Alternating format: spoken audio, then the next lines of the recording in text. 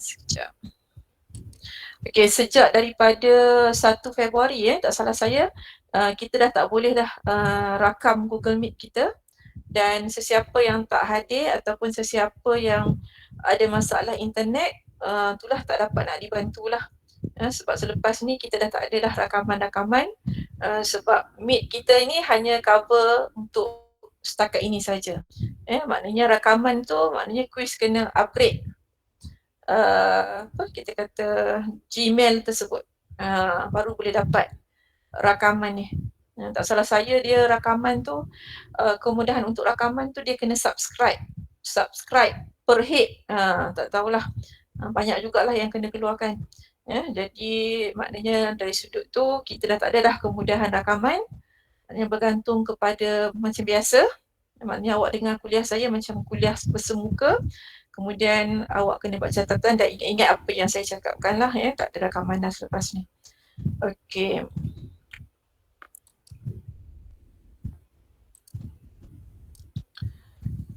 Okey, kita pergi pada tajuk pasaran pertukaran asing. Tak terlalu kompleks sangat, cuma kalau awak boleh fahamkan apa kita kata perjalanan pasaran pertukaran asing ni akan membantu awak lah. Okey, cuma apa yang saya nak highlightkan di sini, awak jangan terkeliru bila saya sebut pasaran pertukaran asing, bukanlah yang saya maksudkan di sini adalah online forex. Online forex itu adalah sesuatu perkara yang ternyata haram di sisi syarak. Tak ada pertikaian dah. Jadi awak boleh rujuk kepada maklumat dalam ni perbincangan sama ada daripada fatwa dan sebagainya. Online forex tak ada isu. Online forex tak ada isu tu maksudnya dah terbukti bahawa ia adalah haram. Online. Ada depan kat sini online forex. Tetapi hari ni yang awak akan pelajari adalah berkaitan dengan forex, iaitu foreign exchange market. Pasaran pertukaran asing ataupun singkatan daripada foreign exchange market tu kita sebut dia sebagai forex. Okay. Jadi kalau daripada itu daripada artikelnya tahun 2017, salah seorang daripada penulis tersebut adalah guru saya, iaitu Prof Joni Tamkin. Allah dah jemput dia awal, umur dia baru masa tu tak salah saya 40-an, 40 apa tak ingat saya. Dia masih terlalu muda lah untuk beliau, tapi Allah dah jemput dia. Mungkin kat sini, mungkin saya pun nak minta awak semua sebelum kita mulakan kelas, kita sedekahkan Al-Fatihah kepada guru saya arwah Prof Joni Tamkin. Jadi kita baca Al-Fatihah.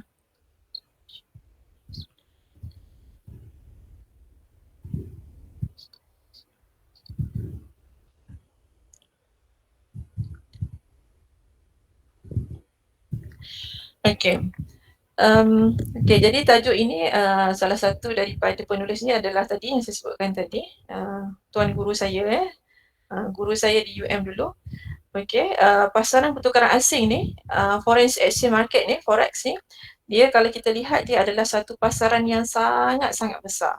Maksudnya di sini kita dapati bahawa dia adalah satu pasaran yang kalau kita nak comparekan dengan pasaran wang ataupun modal, kita tak dapat nak buat bandingan lah sebab ini adalah merupakan pasaran yang terbesar di dunia. Sebab apa kita kata dia pasaran yang terbesar di dunia? Disebabkan oleh transaksi dia setiap hari boleh menjangkau USD trilion. Bukan bilion trilion. Kalau awak kata million tu juta, bilion tu double daripada juta. Ini trilion, satu lagi lah. Boleh kosong lah tambah 3 kosong lagi. Kan?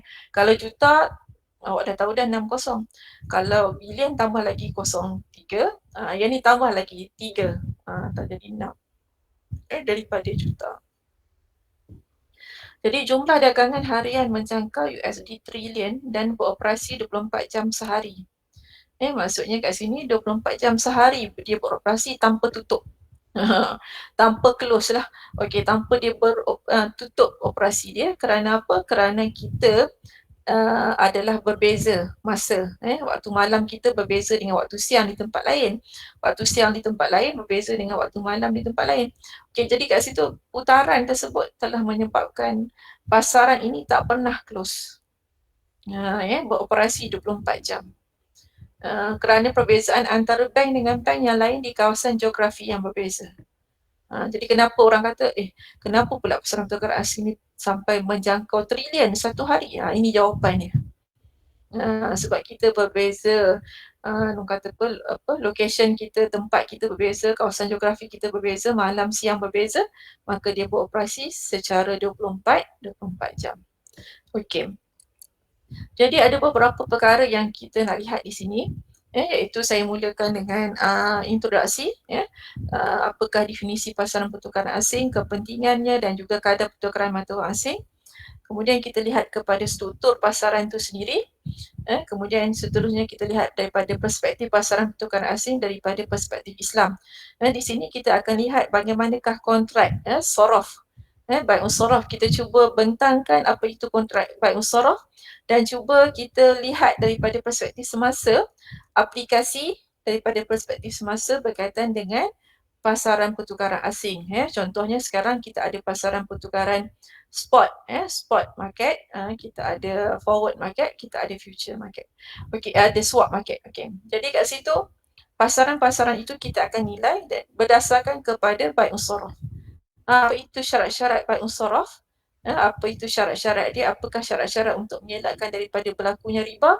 Maka kita akan lihat dan kita buat bandingan. Adakah wujud riba ataupun tidak? Kalau wujud riba, maka transaksi itu adalah dilarang ataupun haram untuk kita terlibat. Okey, perkara pertama yang kita nak lihat di sini adalah berkaitan dengan definisi. Apakah definisi pasaran pertukaran asing? Boleh nampak dengan jelas ke? Tak? Boleh? Boleh tak? Kan saya cakap seseorang ni? Boleh ke tak? Boleh Puan. Boleh. Lambat semua orang nak buka mikrofon ke memang ada masalah nak buka mikrofon ni.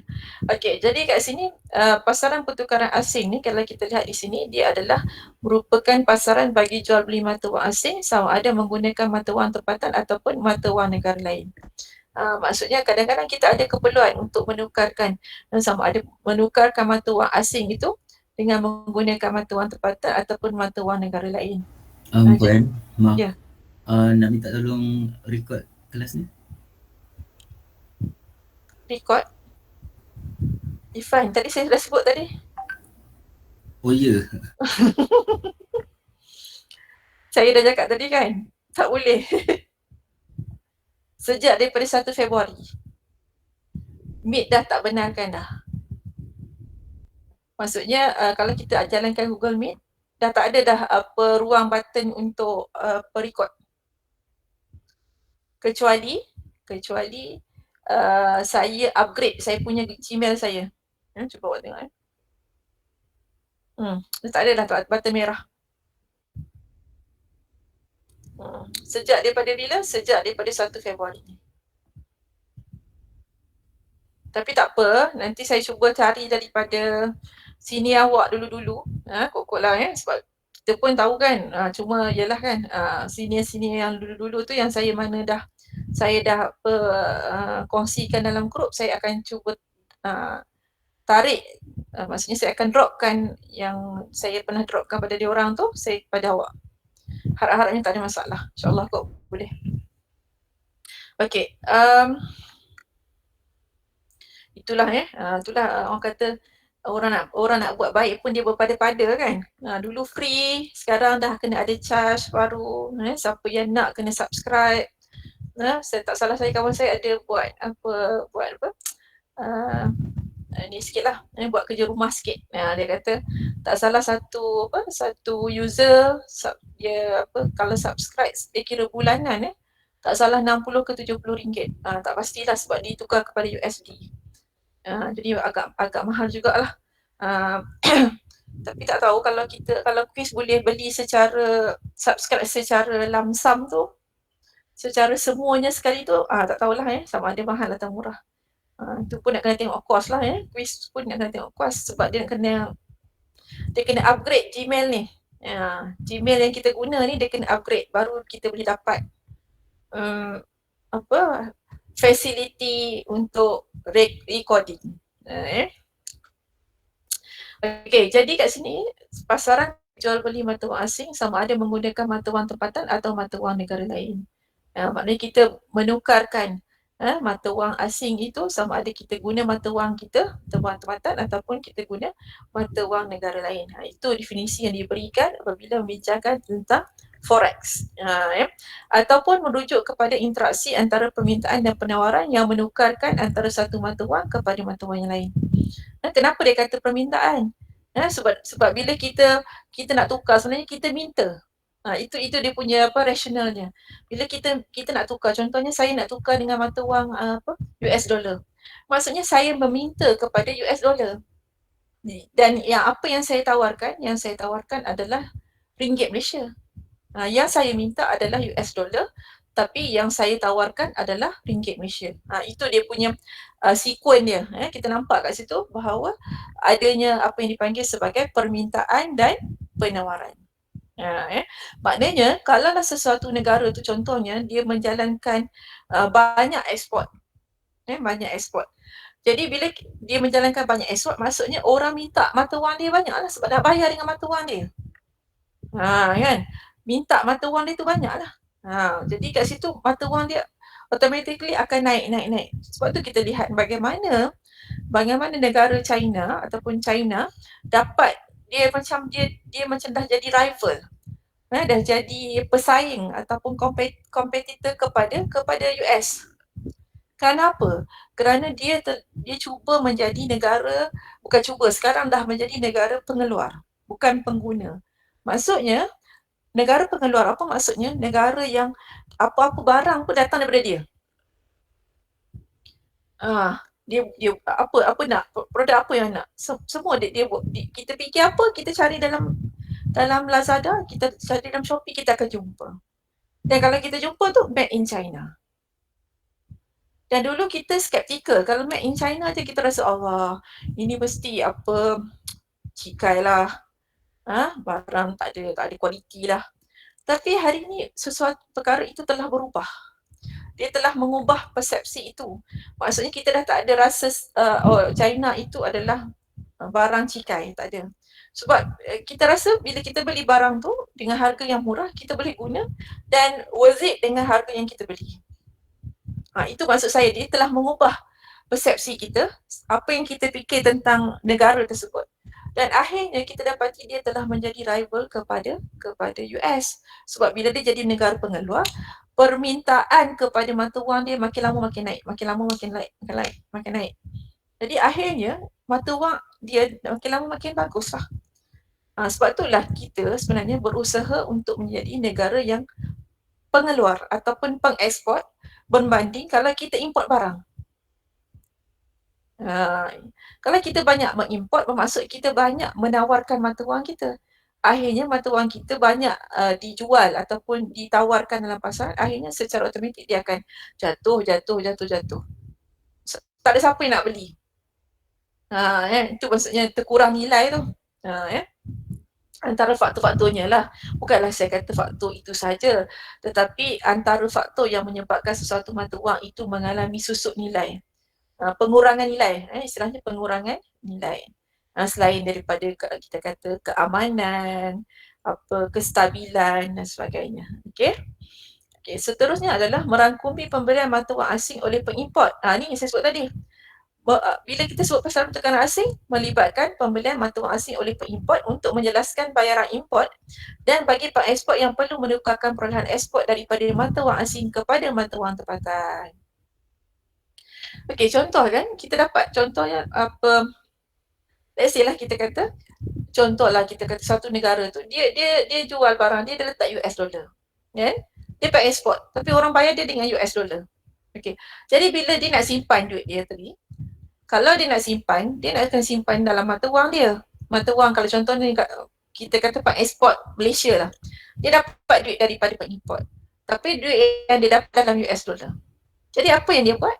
Pengeksport perlu menukarkan perolehan ekspor daripada mata wang asing iaitu US dollar kepada mata wang tempatan iaitu ringgit Malaysia. Boleh faham Okey, nampak tak kita kata di situ secara tidak langsung kita nampak apakah kepentingan pasaran pertukaran asing. Kita nampak dah kat situ. Kalau pengeksport dia dapat US dollar. Tapi adakah dia nak simpan dalam US dollar? Dia boleh simpan dalam US dollar tetapi di bank luar pesisir. Tapi kita bukan berada di Labuan. Kalau nak simpan mata wang asing dalam nilai mata wang asing tu, dia kena simpan di Labuan offshore. Kan? Jadi nak tak nak kita terpaksalah tukarkan mata wang luar negara tadi, US dollar tadi kepada mata wang tempatan. Okay. Kemudian seterusnya kita lihat kepada apakah kepentingan pasaran pertukaran asing. Okey, yang pertama adalah kemudahan pembiayaan perdagangan antarabangsa. Yang kedua adalah mengelakkan risiko pertukaran asing ataupun tujuan perlindungan nilai. Okey, yang pertama adalah kemudahan pembiayaan perdagangan antarabangsa.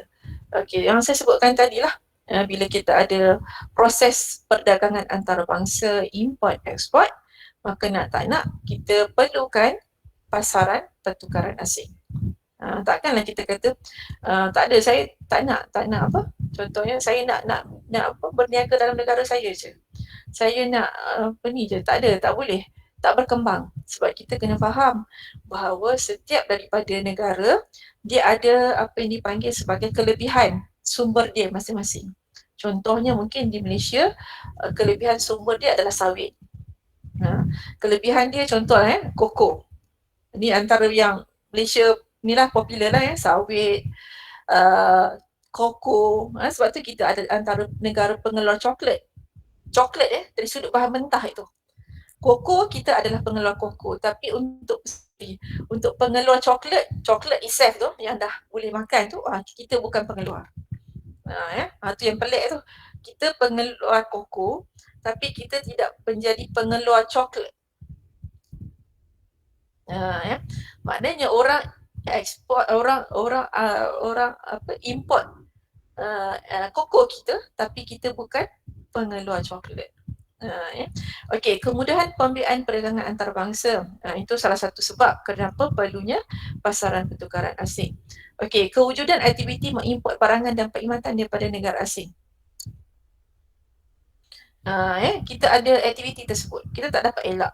Saya sebut tadilah, macam saya kata tadi kan, contoh kalau contoh negara tu dia perlukan minyak sawit tapi negara dia tak berjadi pengeluar sawit, takkan dia nak berusaha jadi pengeluar sawit? Dah tentu dia akan keluarkan kos yang banyak. Jadi kat situ lebih baik dia mengimport sawit daripada negara kita. Begitu juga dengan negara kita. Apa keperluan negara kita yang tak ada, yang tak boleh kita dapat di sini? Jadi kita perlukan negara orang lain. Jadi mungkin di situ kita dah buat bandingan dah. Kos yang kita import adalah lebih murah daripada kita nak bandingkan dengan kita produce barang tu sendiri. Jadi kita terpaksa mengimport barang tersebut. Walau bagaimanapun kita kena berusaha lah. Kita belum lagi macam explore betul-betul. Adakah sebenarnya negara kita tak boleh menjadi negara? Contoh ni saya bercontoh. Okey, saya nak tanya awak dulu sebelum tu. Agak-agak kalau kita kata bawang, kita import daripada mana? India. India, okey. Ke soalan ni saya pernah tanya dah, Adi? Saya tak tahu. Okey, tapi kita memang kita lagi satu tempat kat mana? Ada lagi? Selain daripada India. China kot. China Okey, yang lain ada lagi? Contoh, jangan saya nak Thailand. Thailand Oh. Okey. Mesir pun ada tak puan? Ya ke? Ada ke Mesir tanam bawang? Saya pernah tengok dekat pasar raya. Oh, dia kata daripada Mesir. Uish. Itu belum lagi saya nampak tu. Okey. Mesti mahal tu. Okey. Mesir saya tak pernah lagi, tapi yang tempat yang paling banyak kita import, yang kita dapatkan barang tu, kita import adalah daripada India lah. Salah satunya yang paling besar Sebab tu apa yang terjadi pada India contohnya macam banjir besar, biasanya pernah lah sekali, bukanlah pernah sekali, maksudnya pada ketika keperluan kita mendesak berlaku banjir besar di India, kita tak dapat kita kata istilahnya kita nak replace balik dengan input yang lain, jadi kita menghadapi kesukaran untuk mendapatkan bahan tersebut dan harga barangan tersebut secara automatically akan naik secara mendadak. Sebab apa? Sebab India mengalami banjir besar. Okey, salah satu lagi negara yang kita import adalah daripada Indonesia.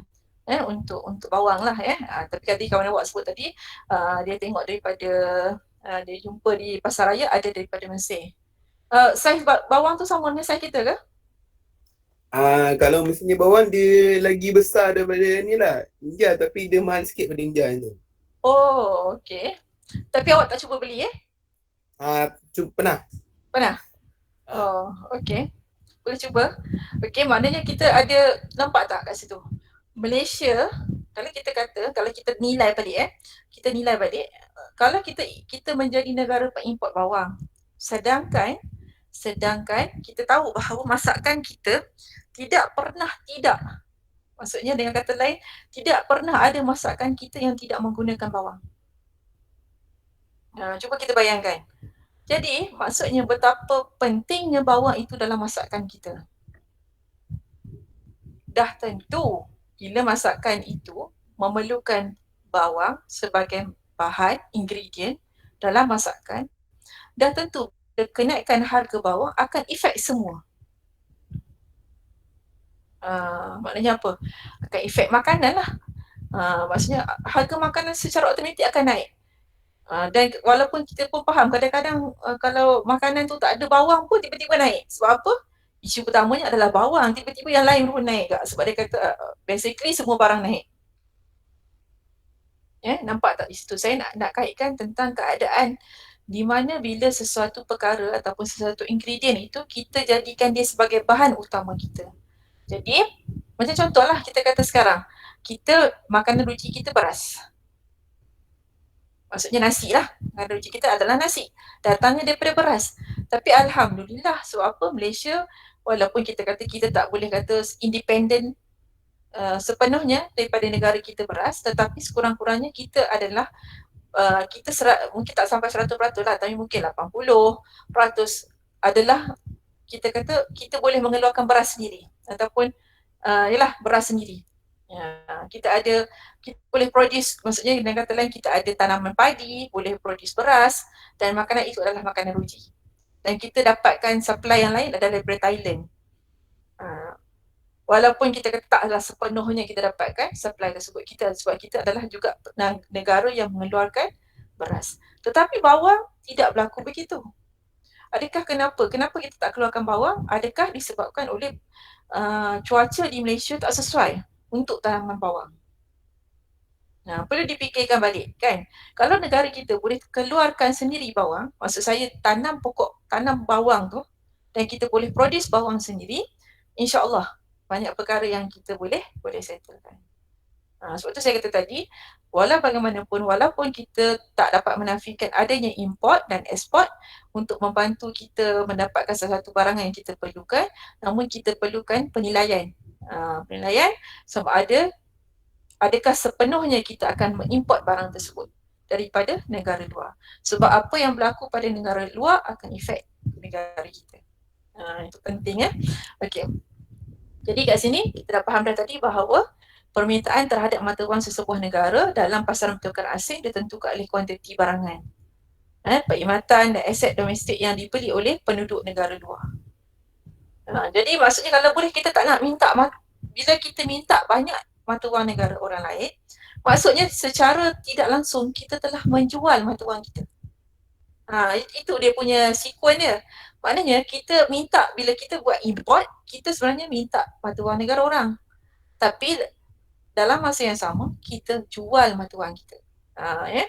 Jadi penawaran terhadap mata wang sesebuah negara ditentukan oleh kuantiti barangan, perkhidmatan dan aset asing yang dibeli. Ni, berapa banyak yang kita beli daripada luar. Sebab itulah Kalau kita dapat bergerak menjadi negara pengeluar, itu adalah lebih baik. Maknanya kurang kebergantungan kepada negara lain. Okey, malah mungkin orang akan ekspor daripada negara kita. Okey, yang seterusnya adalah mengelak risiko pertukaran asing atau bertujuan perlindungan nilai. Okey, itu adalah kepentingan pasaran lah. Okey, kita baca apa itu lindung nilai. Kewujudan urus niaga yang melibatkan sekurang-kurangnya 2 buah negara yang menggunakan mata wang berbeza. Okay, ini maksud risiko tu.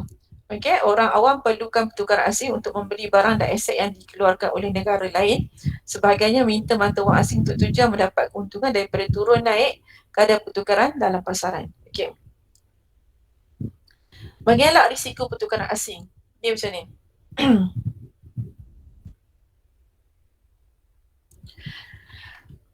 Okay, sekarang ni kita dah sebut tadi, kita perlu kepada pasaran pertukaran asing. Okay, untuk kita melakukan urus niaga, sama ada urus niaga import ataupun ekspor. Okay, kalau ekspor tadi kita dapat wang daripada mata wang negara asing, kemudian kita nak tukarkan kepada mata wang tempatan. Okay, kita buat andaian macam ni. Dengan adanya pasar, kita dapat satu lagi benefit yang lain. Contohnya macam ni. Okay, awak perlukan satu barang, awak perlu import satu barang. Tetapi awak nak import barang tersebut dan pembayaran itu akan dilakukan 3 bulan akan datang. Maknanya perlu dibuat 3 bulan akan datang. Namun, awak merasakan kalau awak nak bayar US dollar pada 3 bulan akan datang, mata wang tersebut akan mengalami istilahnya kenaikan harga. Maksudnya mata wang negara kita akan mengalami penyusutan dan mata wang dia akan dinilaikan lebih. Mungkin disebabkan keadaan ekonomi dan sebagainya. Jadi pada ketika itu, kalau awak tunggu 3 bulan akan datang, awak terpaksa spendkan duit mata wang ringgit Malaysia lebih banyak. Jadi awak telah mengambil keputusan untuk melakukan transaksi itu hari ini. Tetapi barang awak belum dapat. Awak melakukan transaksi itu, awak melibatkan diri awak dalam pasaran pertukaran asing yang kita namakan sama ada sebagai forward. Forward dia ada ni maksudnya awak, istilahnya ni di sini adalah hedging. Hedging ni maksudnya kita lindung nilai. Kita tak nak menghadapi risiko di mana kita terpaksa spendkan duit yang banyak pada tarikh yang kita nak buat pertukaran nanti. Sedangkan kita dah ada duit dah sekarang. Tapi kita tak nak beli lagi. Sebab apa? Kita tidak ada keperluan lagi sekarang untuk dapatkan barang itu hari ini. Tapi kita perlukan 3 bulan akan datang. Jadi apa yang boleh kita buat adalah kita libatkan diri kita dengan pasaran pertukaran asing. Lock dulu, umpama macam kita lock harga. Lock dulu duit tersebut. Ini saya bagi benda yang mudah awak faham. So umpama macam kita lock dulu. Macam kalau kata beli barang tu baik usaha, tapi ini bukan beli barang. Kita lock dulu harga ataupun pertukaran wang tersebut pada tarikh hari ini dengan transaksi yang dipanggil sebagai forward. Boleh ke? Forward. Maknanya kita tak beli lagi barang tu, tapi kita dah tahu dah, transaksi tu saya nak kena bayar berapa US dollar. Contoh 100,000 US dollar contoh. Tapi awak dah kata tak, Allah kalau tak buat transaksi hari ni, saya nak kena spend lagi banyak. Maknanya 100 US dollar kalau saya bayar hari ni, contoh saya hanya perlu bayar contoh 400,000. Tapi kalau saya tunggu 3 bulan akan datang, kemungkinan saya bayar US dollar untuk 100,000 itu bersamaan menghampiri 500,000. Jadi dengan adanya pasaran pertukaran asing ni, kita boleh memenuhi tujuan ini, iaitu apa yang dipanggil sebagai, istilahnya adalah ni, hedging. Hedging ni dalam bahasa Inggeris, tapi dalam bahasa Melayu dipanggil sebagai lindung nilai. Lindung nilai. Boleh ke? Boleh ke? Assalamualaikum. Okay, Nadia boleh? Orang lain? Boleh, Puan. Okay. Ni istilah yang diguna hedging Sebab tu dia guna perkataan ni, kalau kadang dia kata kenapa perlunya pasaran pertukaran asing, kenapa perlunya pasaran derivatif adalah untuk hedging purpose. Okey. Tak apa, saya bagi satu contoh yang lebih mudah supaya awak boleh relatekan dengan hedging ni. Okey, dia macam ni So, apa kalau saya bagi contoh yang lebih mudah tapi bukan pasaran pertukaran asing sebagai contoh macam ni. Awak okey, let's say lah awak peniaga ataupun kita kata tak awak meniaga besar-besaran lah kita kata usahawan yang terkenal perlukan bahan mentah yang banyak. Okey, let's say lah kita kata 3 bulan akan datang awak dah buat prediction, awak dah buat jangkaan bahawa awak perlukan contoh 50 kg contoh ni 50 kg ataupun 100 kg bawang 100 kg cili besar. Macam tu 100 kg cili besar. Okey. Daripada satu aspek awak dah jangkakan dah 100 kg cili besar 3 bulan akan datang, cuaca tak berapa menentu, cuaca tak berapa bagus. Lepas tu mungkin tak sesuai dengan apa kita kata cili punya ni lah. Dan awak merasakan daripada kajian awak rasakan 3 bulan akan datang menghampiri Ramadan dan Hari Raya contohnya, harga cili akan naik. Dan kenaikan dia tu mungkin double. Contoh, awak dah jangkakan macam tu. Okey, apa yang awak buat? Takkan nak beli cili tu hari ni. Awak tak akan beli cili tu hari ni sebab apa? Sebab bukan awak nak guna cili tu hari ni. Kalau awak beli hari ni rosak. Jadi apa yang awak boleh buat adalah awak libatkan diri awak dalam bai'us salam. Awak bayar duit pada penjual itu ikut harga hari ni. Maksudnya awak dah lock harga tersebut pada hari ni. Awak dah bayar pada dia pun, tapi penyerahan barang itu adalah 3 bulan akan datang. Dan apa yang awak buat itulah yang dipanggil sebagai lindung nilai. Maknanya awak dah jangkakan dah bahawa saya tak tahu lagi boleh dapat tak cili tu akan datang. Kemudian saya tak pasti harga akan naik tak secara mendadak. Jadi saya tak nak menghadapi risiko tersebut. Saya nak 3 bulan akan datang saya dapat cili tu, tapi harga yang saya keluarkan itu adalah harga yang munasabah. Jadi itulah yang dipanggil sebagai lindung nilai. Saya nak awak faham dulu lindung nilai. Cuma tadi yang saya ceritakan tadi sebelum yang cerita cili tu, saya ceritakan keadaan bila kita terlibat dalam pasaran pertukaran asing. Okey, kadar pertukaran mata wang asing. Okey, apakah faktor-faktor jangka pendek dan jangka panjang yang mempengaruhi kadar pertukaran mata wang asing? Okey, tengok dulu. Okey, yang pertama adalah apa itu definisi kadar pertukaran mata wang asing? Itu kadar pertukaran asing ialah kadar yang mana satu mata wang ditukar kepada mata wang yang lain. Dinyatakan dalam bentuk unit mata wang asing, contohnya US dollar, yang diperlukan untuk membeli mata wang tempatan, iaitu ringgit Malaysia. Ini saya letak nama, saya letak terus supaya awak nampak boleh relatekan. Contohnya kita kata kita nak beli apa? Kita dalam hal ni maksudnya kalau kita kata kita nak beli US dollar. Kita nak beli US dollar, jadi berapakah ringgit Malaysia yang perlu kita keluarkan untuk membeli contohnya 100 US dollar. Kalau awak kata 1 US dollar bersamaan dengan RM4, jadi awak kena spendkan sebanyak RM400 untuk mendapatkan ataupun untuk membeli 100 US dollar. Jadi kalau awak perlukan 100,000 US dollar, jadi awak perlukan sebanyak ataupun awak perlukan wang sebanyak RM400,000 Malaysia untuk dikeluarkan bagi mendapatkan US dollar sebanyak 100,000 USD. Jadi nampak tak kat situ berapa banyak yang perlu kita keluarkan. Kalau lah mata wang kita ini asyik mengalami penyusutan, maksudnya terkurang nilai.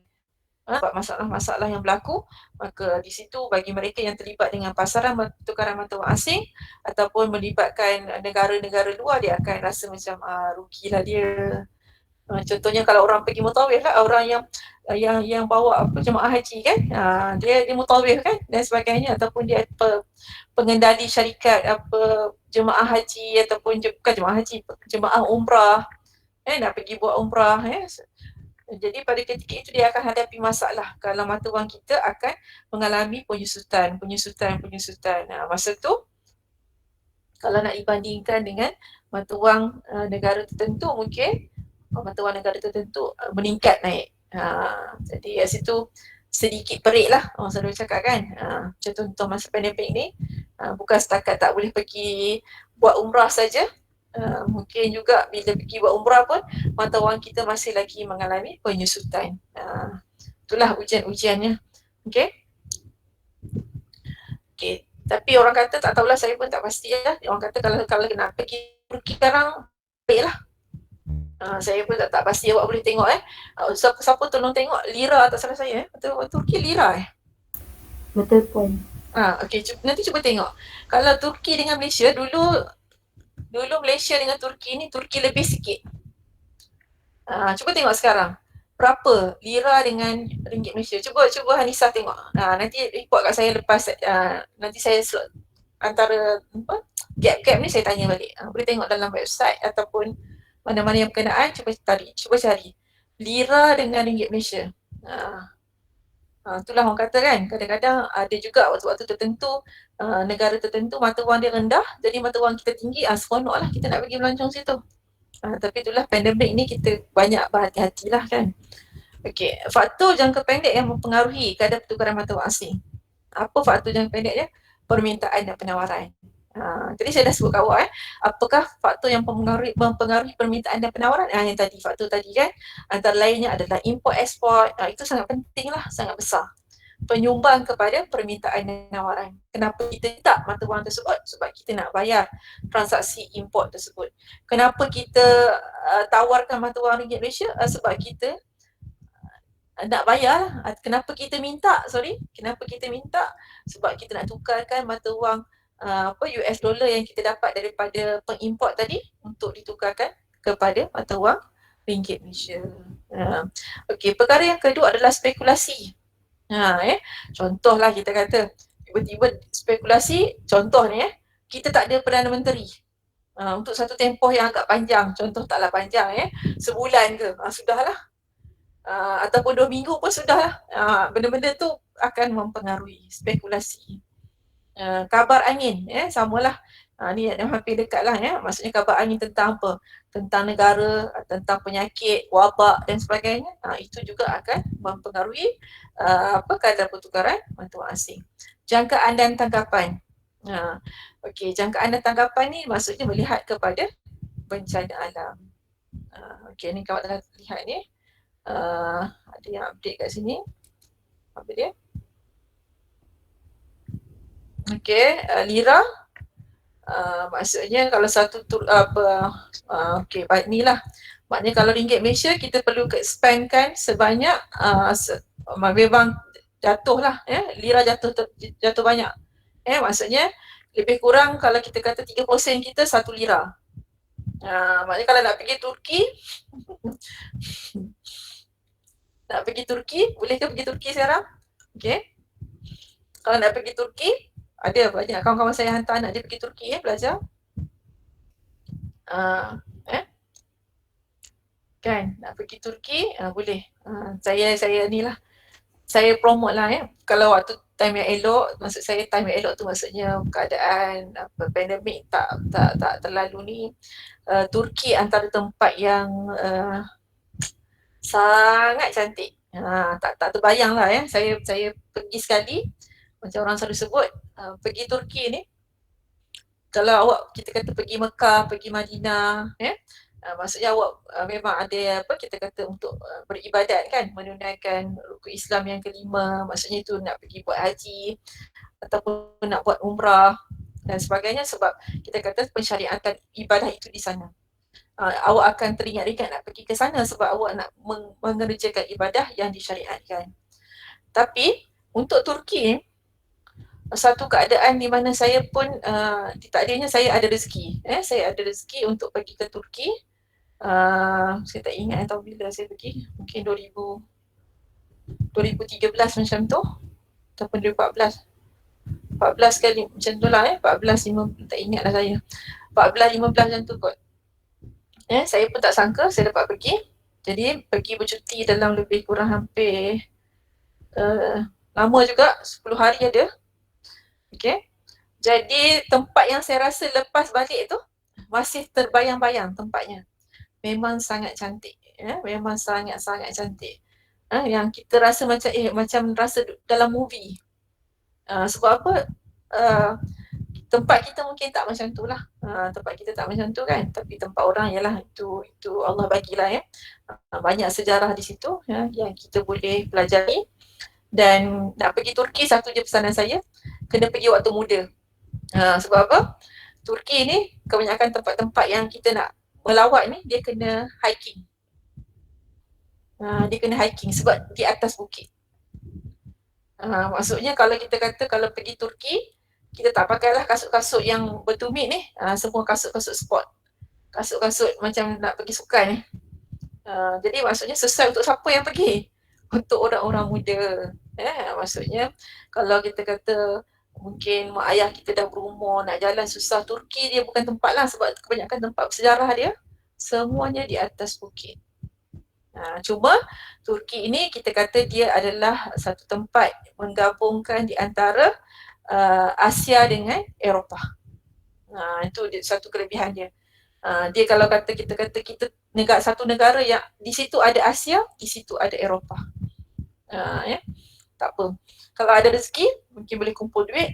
Waktu ni kira murah lah, 30 sen, 1 lira.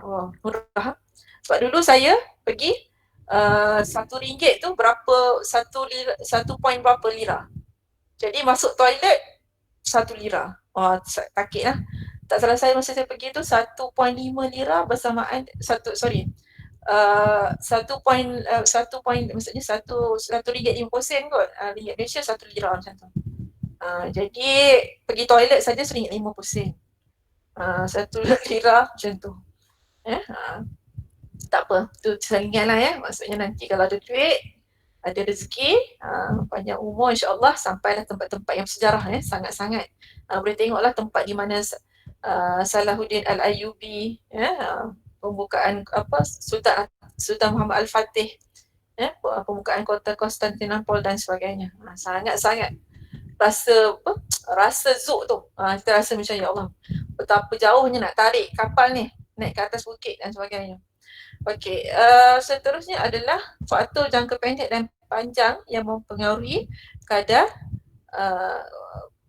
pertukaran asing. Okey, ini adalah ni tadi kita jangka pendek kan. Ini adalah ada juga yang dianggap sebagai jangka panjang. Okey, apa jangka panjangnya?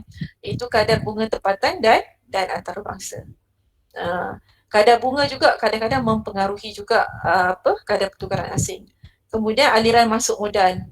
Maksudnya kita kata aliran masuk modal ni maksudnya macam kita rujuk kepada FDI, FDI, Foreign Direct Investment. Duit yang masuk ke dalam negara untuk pelaburan. Pertambahan hutang luar negara. Ini pun tak bagus. Sebab itulah kita kata kebiasaannya gubernur akan nasihatkan negara macam Malaysia contohnya, kita ada gubernur kan, saya dah sebut dulu, gubernur akan menasihati Menteri Kewangan. Jadi bila Menteri Kewangan dapat keputusan apa-apa, kalau dia nak hutang, sebaiknya adalah hutang dalam negara. Hutang dalam negara. Sebab apa kalau hutang luar negara ni, kenapa kita kata banyak implikasi dia, antaranya ni lah. Silat-silat bulan sebab ada negara yang muflis. Kenapa dia boleh muflis? Kerana hutang luar negara. Kalau hutang dalam negara, memanglah kita kata satgi habislah duit ke duit SP kita sebagainya kan. Betul. Tapi mestilah ada mekanisme-mekanisme tertentu yang dibuat supaya perkara ini dapat diatasi ataupun dihalanglah daripada berlaku penyelewengan dan sebagainya. Walaupun kita tahu manusia biasa kan terdedah kepada macam-macam dugaan, tetapi kita kata sistem tu akan cuba untuk memberikan satu tapisan, memastikan hal-hal itu tidak berlaku. Walaupun ada berlaku, saya tak nafikan. Tetapi lebih baik negara memberi fokus kepada hutang dalam negara. Hutang dalam luar negara ni banyak implikasi besar. Selain daripada kadar bunga, selain daripada kita kata campur tangan negara lain terhadap negara kita dan sebagainya. Tak bagus tak bagus hutang luar negara ni. Sebab itulah kalau kita ada hutang luar negara, setakat ni macam dulu kita pernah ada isu kita ambil hutang daripada IMF IMF International Monetary Fund. Tapi isunya kalau kita ambil tu kita akan terikat dengan IMF punya polisi, campur tangan mereka dan sebagainya, macam-macam lagi. Itu bahaya untuk negara. Okey, ini yang saya sebutkan tadi, struktur pasaran. Struktur pasaran, kita ada 3 jenis struktur pasaran bila kita bincang tentang forex. Bincang tentang forex, kita ada 3 jenis pasaran. Selepas itu kita akan nilai pasaran-pasaran ini sama ada inline ataupun tidak, selari ataupun tidak dengan pasaran ataupun dengan buy or sell. Kita ada 3 jenis pasaran di sini. Okay. Yang pertama adalah spot forex. Kedua adalah forward forex. Yang ketiga adalah swap forex. Forex ni yang saya sebut tadi, pasaran pertukaran asing tadi, foreign exchange market. Okey, kita ada 3 jenis ni. Okey. Nanti awak kata, Puan, kenapa kita nak kena, maksud saya, kita terlibat ke? Okey, saya cakap macam ni lah Dalam apa kita terlibat adalah yang kita buat selalu dekat mana? Dekat money changer. Yang dekat money changer tu tak ada istilah maknanya tak perlulah sampai kita terlibat dalam forward ataupun swap ni. Yang kita terlibat harian tu tak melibatkan perkara ini sebab apa? Sebab tidak perlukan penangguhan. Kita direct je. Contohnya macam awak nak tukarkan mata wang awak. Contohlah awak nak pergi Turki lah, saya kata. Okey, awak nak dapatkan lira. Awak pergi dekat money changer, awak kata okey saya ada 1,000, contohlah ada 1,000, awak nak tukar 1,000 ringgit Malaysia, awak nak tukarkan dengan lira. 1,000 awak dapat 3,000. Contoh. Kan? Jadi awak boleh dapatkan hari tu juga, tak perlu menunggu. Tetapi dalam kes ini saya nak highlightkan tentang spot forex, forward forex, swap forex ini adalah bagi mereka yang perlukan pertukaran dalam kuantiti yang volume yang sangat besar. Yang kita kata contohnya 100,000, 50,000. Jadi benda tu tak boleh dapat di mana? Tak boleh dapat dekat money changer.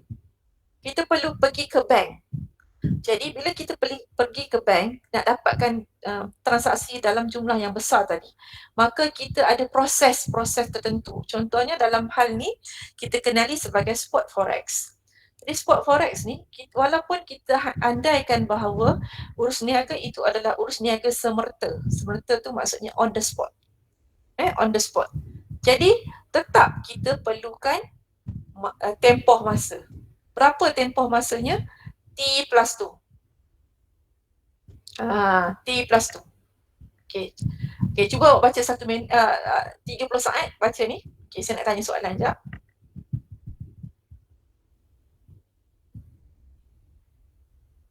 Okay. Ikhwan, ada tak Ikhwan? Ikhwan, ada tak? Ada buat. Okay. Ikhwan, kalau saya buat transaksi spot forex hari ni saya buat. Okay. Bila delivery tu pulang? So dalam tempoh 2 hari lah. Sebab dia bagi tahu hari. Saya kalau buat hari ni hari Isnin. Isnin, jadi sebelum hari Rabu kena selesai hantaran tu lah, sebab dalam tempoh 2 hari perniagaan. Hari apa? Hari Rabu. Hari Rabu. Sebab apa hari Rabu? T stand for apa? T. Ni nampak tak? T. T. T ni maksudnya hari transaction lah Oh, transaction. Transaction hari ni hari Isnin. Okey, plus tu maksudnya Selasa dan Rabu. Jadi maksudnya hari terakhir kalau dia patut diserah adalah pada hari Rabu. Itu maksudnya di sini Maknanya dia tak boleh lewat lah daripada hari Rabu. dalam tempoh tersebut. Maknanya sama ada dia selesaikan tempoh esok hari ataupun petang ni, hari Isnin, mungkinlah 6 ke 7 ke tak tahulah kan, ataupun dia selesaikan hari Selasa, ataupun paling lewat adalah hari Rabu. Tetapi mestilah kita kata tidak lewat daripada tarikh tersebut. Sebab apa?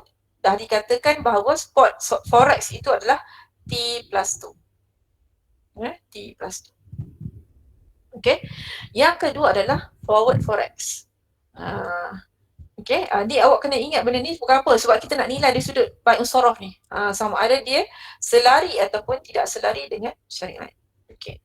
Yang kedua adalah forward forex. Forward forex ini, saya nak bagi tahu yang kedua dan ketiga ini kita laksanakan ataupun berlaku dalam pasaran lebih kepada kebanyakan orang melaksanakannya adalah untuk tujuan hedging. Dia ada dua. Dia dua. Satu, hedging purpose ataupun speculation purpose. Maksudnya apa? Speculative purpose. Maknanya kita kata adakah orang tu melaksanakan transaksi itu untuk salah satu daripada tujuan tersebut. Kalau dia melakukan untuk tujuan hedging, maksudnya kita kata baguslah, inline lah dengan syariah. Sebab apa? Syariah ni dia kalau boleh kita buat salah satu tindakan bukan untuk untung semata-mata, tapi kita nak memenuhi apa yang menjadi keperluan kita.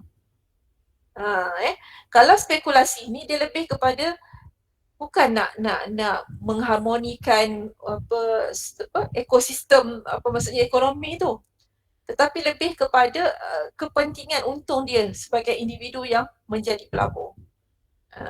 Itu yang isu yang spekulasi ni.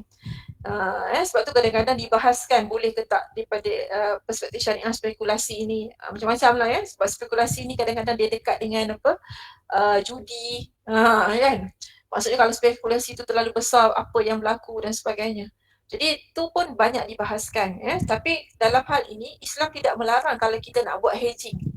Hedging tu istilahnya adalah melindung nilai. Sebab dalam Islam iktiraf bahawa kita boleh melindung nilai bila kita rasakan keadaan itu berlaku. Contoh macam tadi kan, kenapa nak bayar duit Chili tu hari ni? Sebab kita jangkakan duit Chili pada 3 bulan akan datang akan meningkat harga dia. Maka saya bayar duit hari ni. Tapi apakah kelebihan yang penjual dapat? Penjual dapat duit awal. Penjual dapat duit awal. Dia boleh gunakan duit itu untuk modal dia. Sedangkan dia tak bagi barang lagi, tapi duit dah dapat dah. Jadi kat sini tak ada istilah kita kata menindas antara satu dengan yang lain. Malah ada win-win situation. Win situation pada pembeli, dia akan dapat pada harga yang sepatutnya pada hari ini. Begitu juga dengan penjual. Win situation untuk penjual adalah dia dapat duit dia lebih awal, malah dia boleh gunakan sebagai modal. Itu yang dipanggil sebagai hedging. Hedging purpose. Kita lihat kepada forward forex. Apa maksud forward forex? Urus niaga hadapan merupakan perjanjian antara dua pihak untuk membuat pertukaran mata wang asing pada tarikh hadapan berdasarkan kadar pertukaran yang ditetapkan pada hari urus niaga dilakukan. Urus niaga ini bertujuan untuk melindung nilai daripada risiko kadar pertukaran mata wang asing semasa. Kita baca sekali lagi. Urus niaga hadapan, maksudnya dia masukkan pasaran forward ni, urus niaga hadapan lah terjemahan dia forward forex ni, urus niaga hadapan merupakan perjanjian antara dua pihak. Dia guna perkataan janji. Kalau dalam bahasa kontrak awak, dalam bahasa muamalat awak, dia akan guna perkataan wa'ad. Perjanjian antara dua pihak untuk membuat pertukaran mata wang asing pada tarikh hadapan. Kita janji nak tukar mata wang tersebut pada tarikh hadapan. Kita dah janji. Saya dah berjanji dengan Ikhwan untuk tukarkan mata wang pada tarikh yang saya dah tetapkan. Iaitu bila? Iaitu pada sekarang ni tarikh dia 7 Februari. Saya janji dengan Ikhwan nak tukar Februari, Mac, April, Mei. Contohnya pada 7 Mei. Ni pada tarikh hadapan ni. Berdasarkan kadar pertukaran yang ditetapkan pada hari tarikh urus niaga dilakukan. Tapi saya dah janji pada Ikhwan saya akan tukarkan. Tapi tukar pada bila? Pada bulan Mei. Tetapi berapa kadar pertukaran itu kita tetapkan hari ini. Contohnya Ikhwan, kita janji nak tukar. Okey, saya nak tukarkan US dollar dengan Ikhwan iaitu dengan kadar 3.8. Saya dah janji dengan Ikhwan pun bersetuju iaitu sebanyak 3.8. Urus niaga ini bertujuan untuk melindung nilai daripada risiko kadar pertukaran mata wang asing semasa. Kenapa kita janji untuk buat pertukaran? Sebab nak untuk proses lindung nilai tersebut. Okey, kita fahamkan insya-Allah ni. Okey. Swap pula macam mana ni? Swap forex. Urus niaga swap adalah pertukaran asing secara spot. Spot ni lah tadi. Dengan janji untuk menukar kembali mata wang tersebut pada masa akan datang.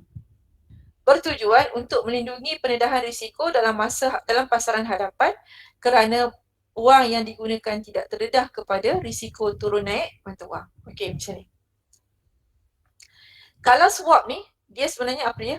Dia gabung di antara spot dengan forward. Dia gabung dua, spot dengan forward. Okey, apa dia punya tadi? Mula-mula kita tukarkan dulu mata wang. Contohnya saya dengan Ikhwan tukarkan dulu mata wang hari ni. Okey, janji nak tukarkan mata wang tapi menggunakan kaedah spot.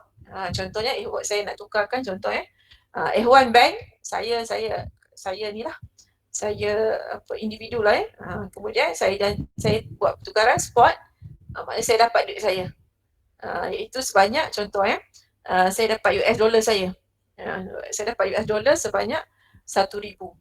Tapi saya spendkan duit tadi sebanyak 100,000, saya spendkan sebanyak 3,800 ringgit Malaysia. Okey. Itu adalah pertukaran secara spot. Okey. Kemudian ada janji pula. Disusuli dengan janji untuk tukarkan balik US dollar yang 1,000 tadi, US dollar 1,000 tadi nak tukarkan balik pada tarikh hadapan. Pada tarikh hadapan. Okey, nanti kita tengok Okay. Jadi ini adalah yang dikatakan sebagai kenapa tujuan tersebut dilakukan. Bertujuan untuk melindung pendedahan risiko dalam pasaran hadapan kerana wang yang digunakan tidak terdedah kepada risiko turun naik wang. Okey, dia macam ni.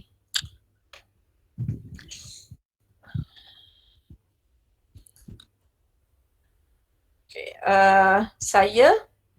mula-mula saya ada duit ringgit Malaysia. Okey, saya ada ringgit Malaysia.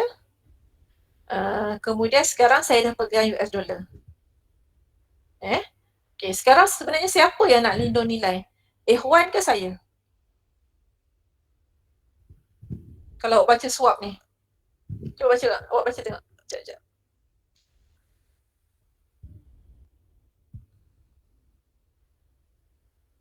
Saya bagi 9 minit awak baca tengok.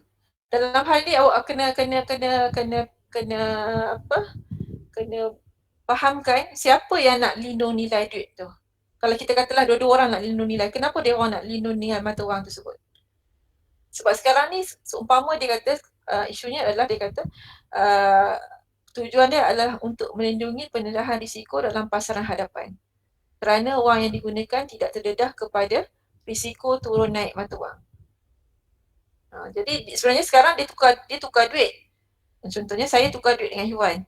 Okey? Kemudian saya janji nak tukar balik duit tersebut pada tarikh hadapan. Kenapa saya nak buat macam tu?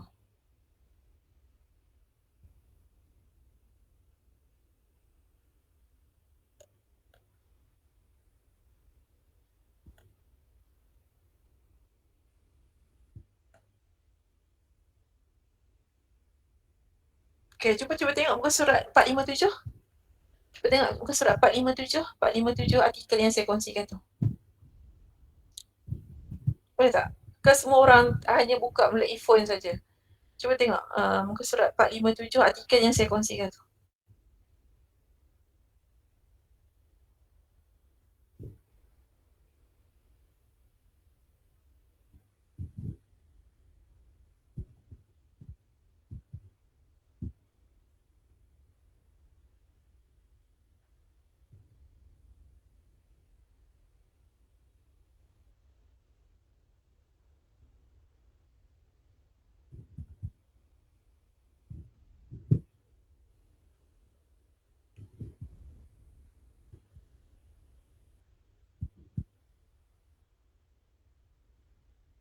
Jumpa tak?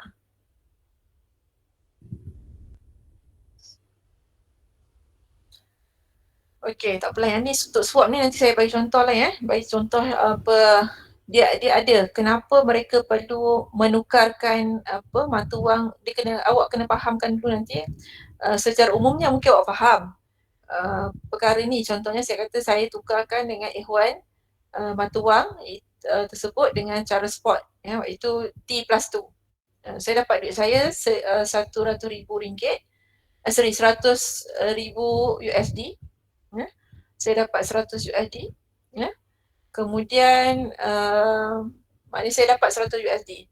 Ikhwan dapat ringgit Malaysia sebanyak 380,000. Okey. Kemudian kami telah berjanji, ya, saya dan Ikhwan telah berjanji untuk menukarkan kembali wang tersebut pada satu tarikh masa hadapan. Okey. Persoalan di sini adalah bila awak belajar benda ni, awak kena faham satu perkara. Saya tengah cari jawapan ni. Saya tengah cari kenapa. Kenapa dalam situasi ini saya dengan Ikhwan perlu buat pertukaran tersebut. Memanglah isunya nak melindung nilai. Tapi kenapa saya nak kena melindung nilai dengan cara tersebut? Maknanya ada isu tak? Kenapa saya tak pegang saja 380,000 tu? Kenapa saya perlu tukarkan dulu US dollar sebanyak 380,000? Kenapa saya tak, maksudnya kenapa saya tak pegang je 380,000 tu dan Ikhwan pegang je 100,000 tu? Tak payah buat pertukaran. Sebab akhirnya kami akan tukarkan kembali mata wang tersebut pada satu tarikh hadapan. Tapi secara umumnya awak faham dulu itu adalah modus operandi, tapi kenapa mereka perlu buat demikian nanti saya akan kongsikan. Ya, saya akan ambil contoh yang detail sikit. Ya. Maknanya kenapa mereka berbuat demikian itu, tujuan mereka berbuat demikian kita faham dah, nak lindung nilai, tapi situasi yang bagaimanakah yang dikatakan nak melindung nilai tersebut. Sebab macam tadi kita nampak Bang Salam tadi kenapa dia beli cili tu, sebab dia nak lock harga. Tapi yang ni kita tak nampak kenapa orang tersebut nak melindung nilai. Kenapa dia tak pegang saja 100,000 tersebut. 100,000 US dollar tadi. Dan Ikhwan pegang je Ikhwan pegang je 100,000 US dollar, saya pegang je 380,000 ringgit Malaysia. Kenapa saya perlu tukarkan, kemudian di masa hadapan saya tukarkan kembali untuk dapatkan balik 380,000 tersebut. Ya. Tapi fahamkan dulu modus operandi ni, nanti saya cari jawapan. Okey. Kadang-kadang bila saya buat nota saya dah tak ada jawapan, jadi lupa pula. Tak tulis dah lupa lah. Okey. Kalau setengah artikel dia bagi contoh. Dia bagi contoh detail. Berapa pertukaran tersebut, atas tujuan apa, kenapa diadakan swap. Nanti saya letakkan balik. Okey. Jadi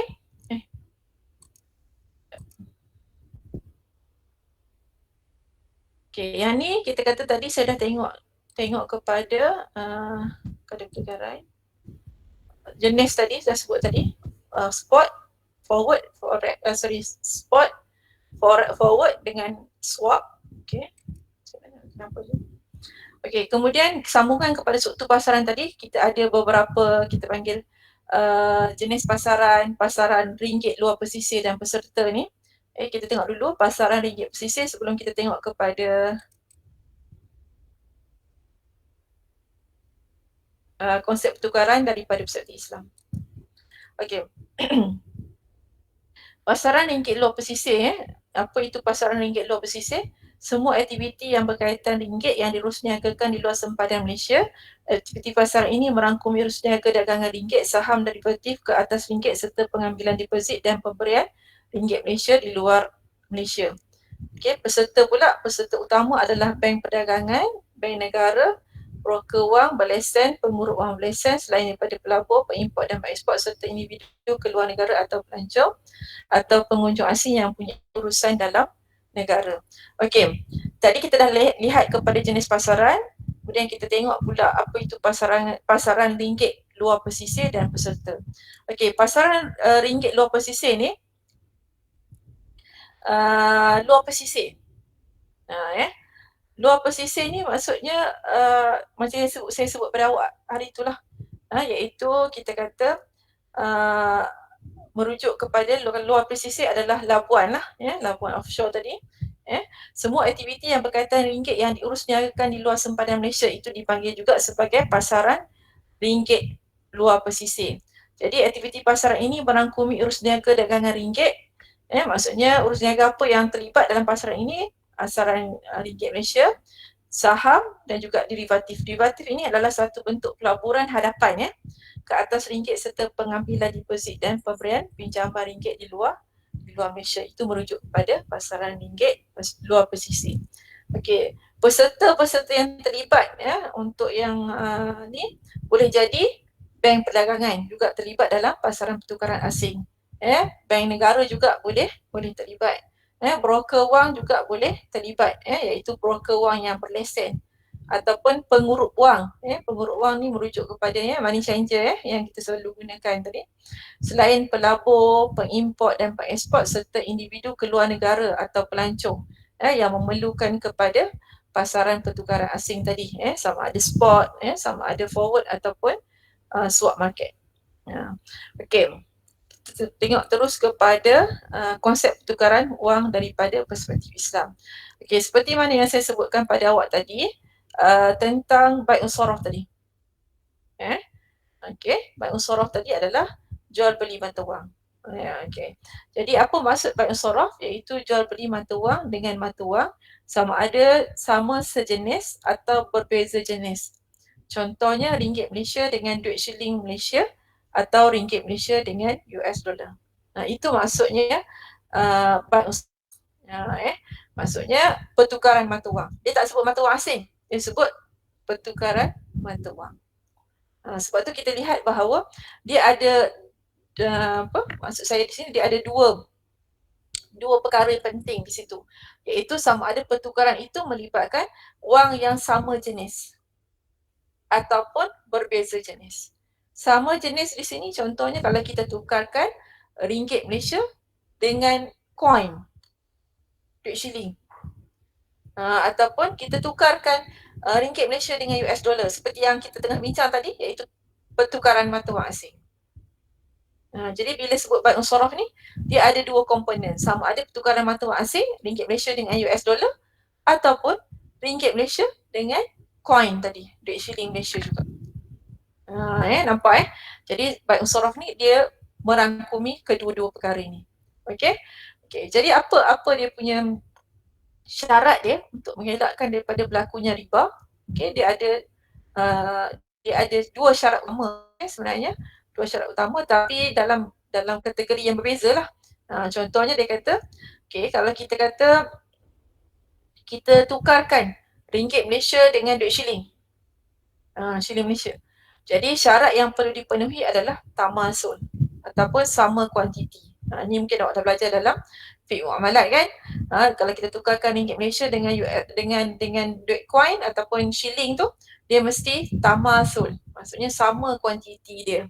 Iaitu kalau tukarkan ringgit Malaysia ataupun kita kata wang kertas 100, shilling itu juga 100. Sekiranya urus niaga melibatkan lebihan kuantiti, contohnya kalau kita tukarkan ringgit Malaysia 100 tapi shilling itu 90 ataupun shilling itu 95 ringgit, maka pada ketika itu berlaku perbezaan di antara pertukaran tadi. Maka pada ketika itu lebihan ataupun kurangan tadi kita sebut dia sebagai riba yang wujud adalah riba al-fadl.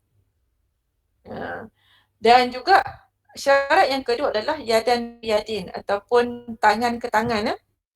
Tangan ke tangan ni maksudnya pertukaran adalah berlaku tetapi tidak boleh berlaku secara bertangguh.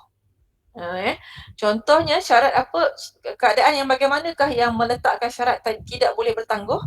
Contohnya kalau kita tukarkan, contohnya di sini ringgit Malaysia dengan US dollar. Ringgit Malaysia dengan US dollar, syarat dia untuk mengelakkan daripada berlakunya riba, dia tidak boleh bertangguh. Pertukaran ini dianggap sebagai berbeza jenis tapi perlu penuhi syarat tidak boleh bertangguh. Okey, begitu juga kalau kita tukarkan ringgit Malaysia dengan duit shilling. Maknanya tetap tidak boleh bertangguh. Maknanya kalau kita tukarkan ringgit Malaysia dengan duit shilling Malaysia, maka pada ketika itu ada dua syarat. Syaratnya mestilah sama kuantiti, tamasul dan juga yadan biyadin. Kalau kedua-dua syarat ini dipenuhi, maka tidak ada riba. Tapi kalau salah satu daripada syarat ini tidak dipenuhi, maka akan wujud riba. Kalau syarat tamasul tidak dipenuhi, riba yang wujud adalah riba al-fard. Jika syarat yadan biyadin tidak dipenuhi, maka riba yang wujud adalah riba an-nasi'ah. Jadi pertukaran bagi ringgit Malaysia dengan US dollar hanya perlu satu syarat sahaja yang perlu dipenuhi, iaitu syarat yadan biyadin. Tidak boleh bertangguh. Jadi sekiranya tidak memenuhi syarat tersebut, apa riba yang wujud? Riba yang wujud adalah riba an-nasi'ah.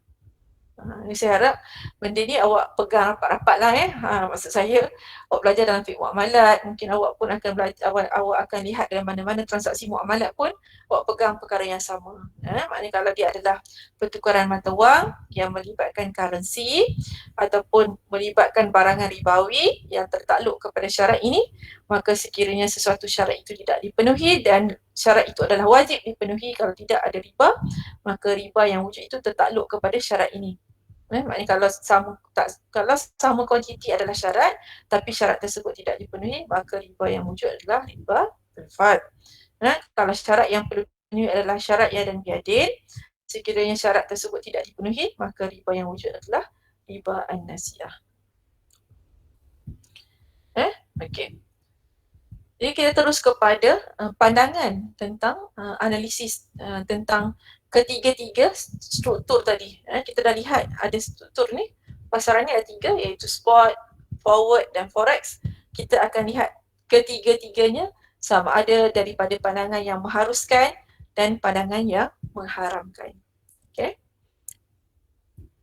Okey, kalau analisis daripada spot forex, spot forex menyatakan bahawa pandangan diletakkan dulu pandangan yang mengharamkan. Ni saya masukkan sebenarnya awak boleh baca detail dalam artikel tapi saya dah cuba simplifykan maklumat tu. Iaitu pandangan yang mengharamkan spot forex, dia kata qobat bagi kedua mata wang hanya dilakukan selepas 2 hari bekerja atau T+2. Kelewatan serahan mengambil masa selama 2 hari bekerja jelas menunjukkan qobat tidak berlaku secara segera. Qobat perlu dilakukan sebelum kedua pihak yang terlibat berpisah daripada majlis pertukaran. Jadi kaedah ini menolak kepada kaedah fiqh al-masyaqqah tajlibu at-taysir. Okey, ini kita lihat kepada pandangan yang mengharamkan spot forex, iaitu pandangan yang mengharamkan ni berpegang kepada pandangan yang menyatakan bahawa qobat tidak berlaku.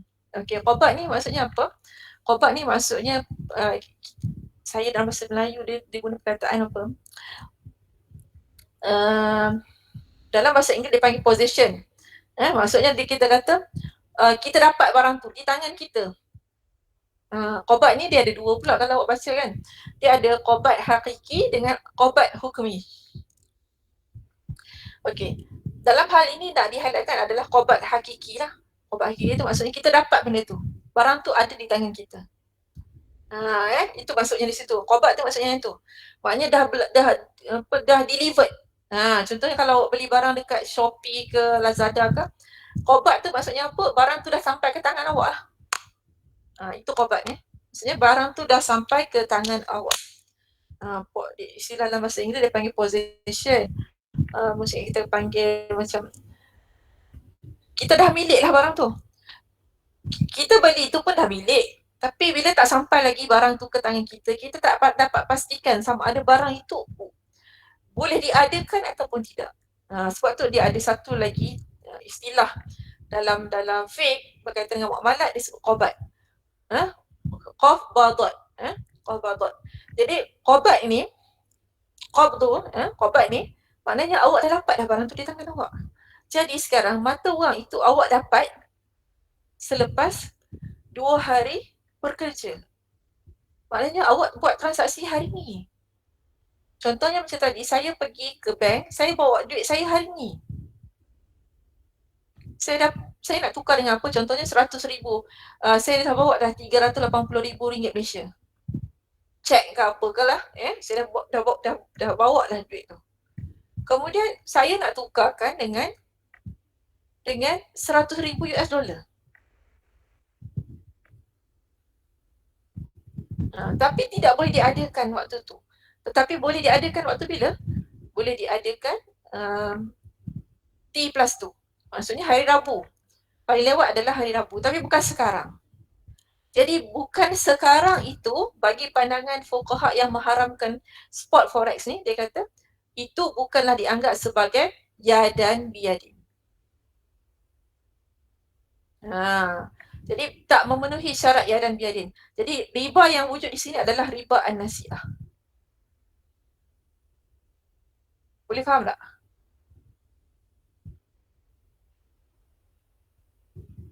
Boleh faham ke tidak? Assalamualaikum. Faham Puan. Ya, orang lain? Nadia faham orang lain?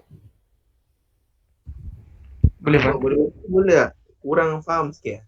Kurang faham, okey. Dekat mana tak faham? Siapa cakap tak faham tadi? Saya Amar. Amar, okey. Amar tak faham kat mana Amar? Tak apa, bagi tahu dulu.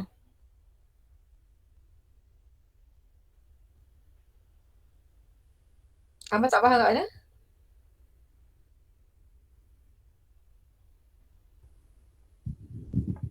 Bahagian, rasa tak faham belah bahagian sebab apa ada pengharaman an-nasi'ah tu.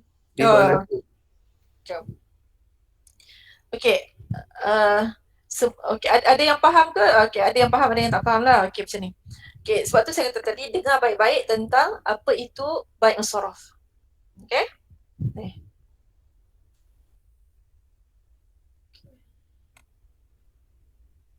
Saya sebut tadi Okey, bai' as-saraf ni awak kena faham perkara ni dulu sebelum kita pergi kepada spot forex tadi.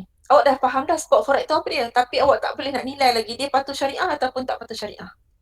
Sekarang kita lihat daripada perspektif Islam pula, syariah dulu. Kalau kita nak buat pertukaran mata wang asing, bagaimanakah kita nak elakkan riba? Ataupun kita nak pastikan dia inline. Maksudnya selaras dengan syarak. Okey. Nak jadikan dia selaras dengan syarak, ada beberapa syarat. Okey, saya bagi dulu yang ni. Kalau Amal nanti tulis kat dalam buku awak Okey, ringgit Malaysia dengan duit shilling. Okey. Apakah syarat untuk elakkan daripada berlakunya riba? Ada 2 syarat. Apa syarat dia? Mestilah sama kuantiti dan mestilah yadan biyadin. Okey, saya kena buat macam tu pula. Kalau dia tukar ringgit Malaysia dengan duit shilling, dia mesti penuhi 2 syarat, iaitu sama kuantiti dan yadan biyadin. Okey. Kalau dia tak penuhi syarat pertama, iaitu syarat sama kuantiti, tukar ringgit Malaysia dengan duit shilling tapi tak sama kuantiti, riba apa yang wujud? Riba al-fadl. Sebab apa? Bila ada lebihan dalam pertukaran sedangkan syarat dia kena sama, maka riba yang wujud adalah riba al-fadl. Okey.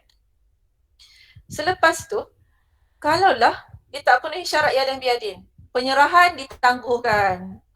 Satu serahan hari ni, satu serahan esok. Okey. Jadi riba yang wujud adalah riba an-nasi'ah. Okey.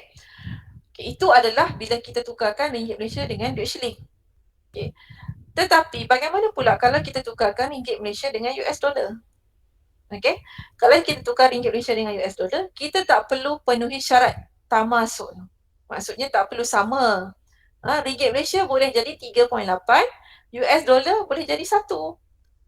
Itu comply dengan syariah, tak ada masalah. Okay. Tetapi apa yang tak comply dengan syariah? yang tak comply dengan syariah sekiranya ringgit Malaysia, ini saya beri contoh saja ni ya. Ringgit Malaysia kita tukarkan dengan US dollar, tetapi kita tangguhkan penyerahan salah satu daripadanya. Contohnya, ringgit Malaysia kita tukar dengan US dollar, ringgit Malaysia tukar hari ni, pagi hari ni pada Amar, US dollar esok baru Amar datang jumpa saya bagi kat saya. Maksudnya tidak berlaku secara yadan biadin. Jadi bila tidak berlaku secara yadan biadin, tidak comply dengan syariah. Jadi riba apa yang wujud? Riba an-nasiah. Okey? Jadi saya harap awak fahamkan dulu yang ni. Okey? Kalau awak jelas tentang hal ni, baru saya pindah kepada ni. Amar, yang ni jelas tak? Jelas pun. Okey. Okey, jadi kita tengok ni. Kita dah faham forex berlaku tidak seperti mana yang kita sebutkan dalam bai'us saraf. Iaitu delivered delivery dia ataupun qobat saya guna perkataan qobat terus. Maksudnya awak memiliki barang itu selepas 2 hari. Ataupun dengan kata lain dilakukan selepas 2 hari bekerja atau T+2. Selepas 2 hari bekerja. Dilakukan selepas 2 hari bekerja atau T+2. Bolehlah ya. T tu transaction, 2 tu hari bekerja. Contohnya kalau kita kata hari Jumaat, kita taksi, delivered dia paling lewat hari Selasa lah. Maknanya selepas 2 hari bekerja. Okey, maknanya kat situ hari transaksi. Okey, hari transaksi contohnya hari Jumaat. Kita kata hari Jumaat. Tapi serahan berlaku pada hari Selasa. Sebab T tu hari transaksi, 2 tu adalah merujuk kepada hari bekerja. Okey. Jadi kat sini, khobar itu berlaku pada hari Selasa. Sedangkan contohnya Amar dah bawa duit dah ke bank. Bank dah dapat dah duit dia. Iaitu pada hari Jumaat. Tapi tukaran tersebut Amar dapat duit ringgit US dollar tu adalah pada hari Selasa. Jadi lewat. Isu di sini adalah lewat. Jadi tidak memenuhi syarat yadan biyadin. Iaitu on the spot. Tak berlaku. Walaupun namanya spot, tapi bagi orang yang mengharamkan transaksi ni, dia kata tak berlaku secara on the spot. Jadi kat sini dia kata transaksi itu adalah haram. Patutnya dia kata kalau ikut hadis, qobat perlu dilakukan sebelum kedua pihak yang terlibat berpisah daripada majlis pertukaran. Maksudnya di sini adalah bila merujuk pada hadis ini, pandangan yang mengharamkan membawa hadis ini sebagai rujukan. Dia kata kalau kita kata qobat itu berlaku, mestilah qobat itu berlaku sebelum berpisah majlis. Apa maksud berpisah majlis? Maksudnya sebelum Amar keluar daripada bank. Patutnya Amar dah dapat dah duit US dollar tadi. Okay? Tapi sekarang Amar tak dapat duit US dollar tu pada hari Jumaat. Tapi Amar dapat pada hari Selasa. Okay? Jadi pandangan ini mengharamkan dan juga berpegang kepada mereka menolak kaedah fiqh iaitu al-masyaqqah tajlibut taysir. Seperti mana yang saya sebutkan pada awak tadi, saya dah bagi tahu jumlah transaksi adalah jumlah yang sangat besar. Jadi kalau awak belajar kaedah fiqh, awak belajar qawaid fiqhiyah, awak akan dapati bahawa dalam qawaid fiqhiyah itu adalah ada satu kaedah yang kita anggap sebagai al-qawaid al-kulliyah al-kubra, iaitu al-masyaqqah tajlibu at-taysir. Maksudnya sesuatu benda yang bersifat masyaqqah, kesukaran dalam Islam, maka dia boleh dipermudahkan at-taysir daripada perspektif syarak. Kalau syarak menerimanya sebagai sesuatu benda yang sukar, jadi boleh dipermudahkan. Permudahkan macam mana? Boleh dibenarkan T+2 ini. Tapi mereka menolak kaedah ini iaitu al-masyaqqah tajlibu at-taysir. Okay, pandangan yang mengharuskan pula, dia kata pandangan mengatakan spot forex adalah harus. Sebab dia kata mematuhi syarak dipegang oleh majoriti ulama. Kebanyakan ulama kontemporari memegang bahawa spot adalah spot forex adalah harus. Dia kata sebab apa? Sebab memenuhi syarat bai'us sorof. Dia kata qobat itu berlaku. Qobat berlaku, tetapi tafsiran qobat itu mestilah ditafsirkan daripada perspektif uruf. Awak faham uruf ini adalah kita kata adat kebiasaan. Uruf ini adalah adat kebiasaan. Adat kebiasaan untuk jumlah yang terlalu besar kita boleh terima secara kebiasaannya memerlukan masa.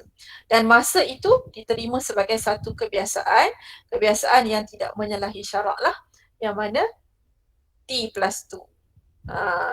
Dan keperluan daruriyat semasa mengikut tempoh yang sesuai berdasarkan syarak.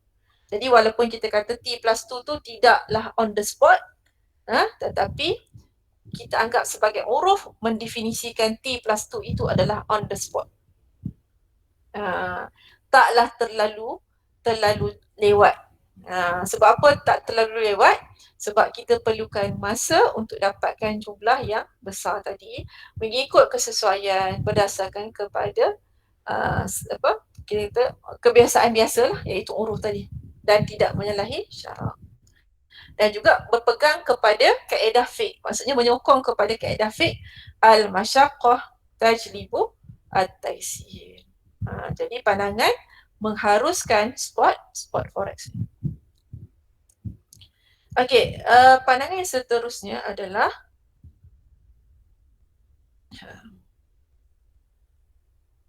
ini terbalik pula. Yang mengharuskannya adalah terpencil. Kebanyakan adalah mengharamkan. Pandangan yang mengharuskan forward forex adalah pandangan terpencil. Menganggap perjanjian muawadah kedua pihak untuk melakukan tukaran asing pada masa hadapan berdasarkan kadar yang dipersetujui. Perjanjian yang dilakukan tidak mengikat kedua pihak berhujah dengan kaedah al-hajah al-khassah tanzilu manzilah ad-darurah, ataupun dengan kaedah umul balwa. Okey. Saya baca dua-dua ni, boleh saya ringkaskan manakala yang mengharamkan forward forex ni, dia kata kebanyakan yang memegang kepada pandangan yang mengharamkannya adalah pandangan yang majoriti. Kerana menganggap bahawa tidak memenuhi qabat. Tak memenuhi qaf badat ni. Tidak memenuhi qabat, dan jadi oleh sebab dia tak memenuhi qabat, maka dia tidak memenuhi syarak lah, sebab dia tidak comply dengan bai'us sorof tadi. Jadi tempoh masa penangguhan melebihi T+2. Maksudnya kalau dalam forward ni dia lebih daripada T+2. Itu biasanya penangguhan itu berlaku sebulan, 2 bulan, 3 bulan dan 6 bulan ke atas. Tidak sekadar merupakan perjanjian tetapi mengikat kedua pihak untuk membuat pertukaran di masa hadapan.